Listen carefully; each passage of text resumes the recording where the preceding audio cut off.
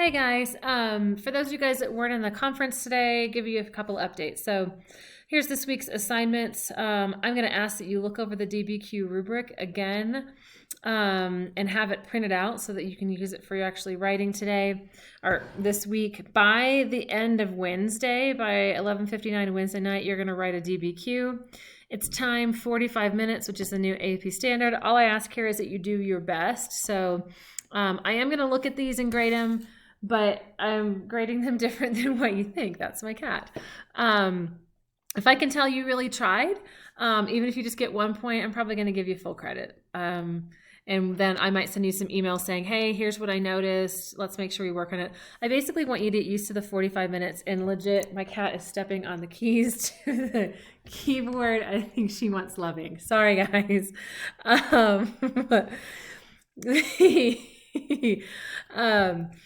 So you have to 11:59 to write the DBQ. Again, set a timer for this. On Thursday, I will assign you guys a partner, and then you're just going to trade and grade. You'll share your document with them. They'll share it with you.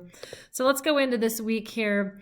Again, a few things to print. If you want to look at the updated rubric, this is the peer grading. You're going to use this one on Thursday.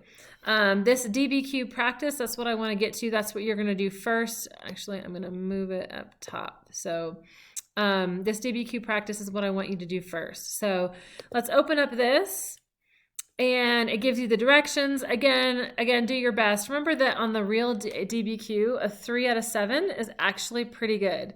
The average kid just doesn't score that much. So just know when you're timed, it's the real thing.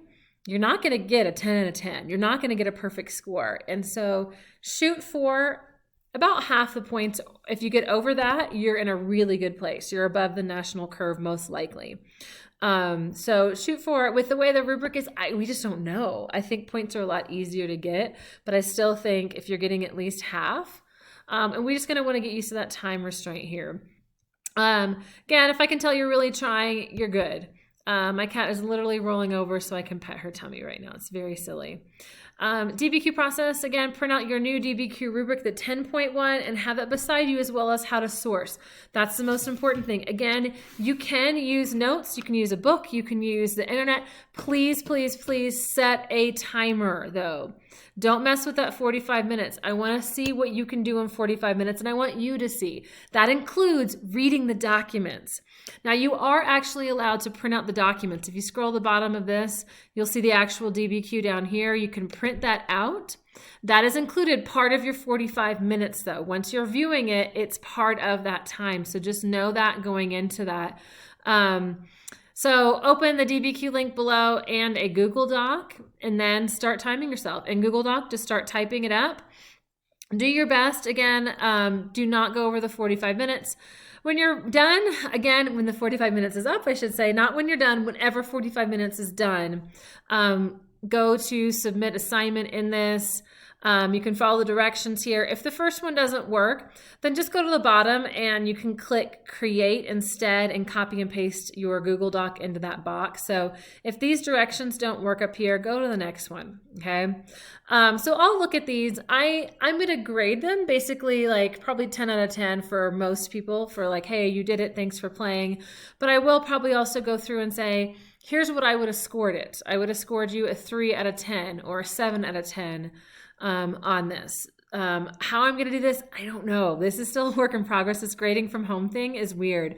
So I might just print out 25 rubrics and write on them, and then email you a picture of my rubric that I did for you just to make it easier for me. I think that's probably the easiest way for me to do it. So anyway, so that is our process for this.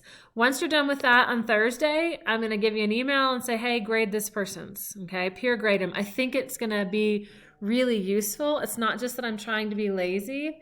It's that I want you to get used to the rubric yourself. So anyway, that is it. So do that, and then I will have another thing in here that will say peer grading assignment, and you're going to just download or you put in your peer rubric. So who did you grade, all that. The rubric, let's see. Let's go and open this guy for you. Oh, I'm blocked.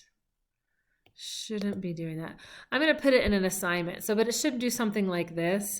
You'll hit make a copy, and then eventually it's going to open it up for you so that you can actually type in this rubric. So name of student essay being scored. So maybe I switched, Kate with Sergey. So write their names here. And then just tell me, one, what were the points they got, and then again, out of the total, if you want to write a comment, that'd be nice to the person you're writing. So, but that's all I have for you guys. It's really kind of a chill week, a little intense with the DBQ, but it's for your own good. If you are taking the AP